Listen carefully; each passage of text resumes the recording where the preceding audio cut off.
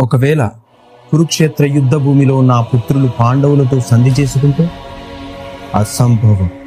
అలా జరగడం కన్నా యుద్ధం జరగడమే ఎంతో మంచిది అనే భావనతో మనసులో తన పుత్రులు ఎలాగైనా యుద్ధం మొదలు పెడతారనే కన్ఫర్మేషన్ కోసం ఎదురు చూస్తున్నాడు ధృతరాష్ట్రుడు. దానికి సంజయుడిచ్చిన సమాధానం తెలుసుకుంది. ఓం నమో భగవతే వాసుదేవాయ. భగవద్గీత ఫస్ట్ చాప్టర్ అర్జున విషాద యోగ సెకండ్ శ్లోక. దృష్ట్వా తు పాండవానీకం వ్యూఢం దుర్యోధనస్తద ఆచార్యముపసంగమ్య రాజావచనం అబ్రవీత్.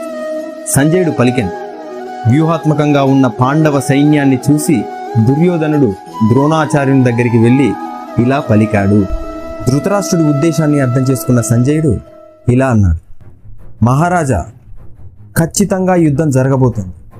పాండవ సైన్యం యుద్ధానికి సిద్ధంగా పక్కా ప్రణాళికతో ఉంది అని చెప్పి దుర్యోధనుడు ఏం చేస్తున్నాడో చెప్తున్నాడు.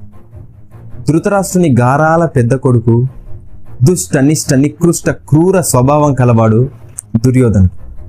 తండ్రి గుడివాడే కాబట్టి నిజానికి తండ్రి తరపున హస్తినాపురాన్ని పరిపాలించింది కూడా దుర్యోధనుడు.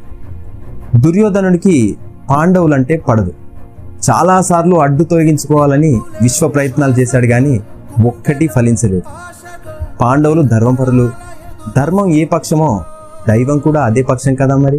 కురుక్షేత్ర యుద్ధంలో కూడా దుర్యోధనుడు పాండవ సైన్యాన్ని, పాండవులను తక్కువ అంచనా వేశాడు.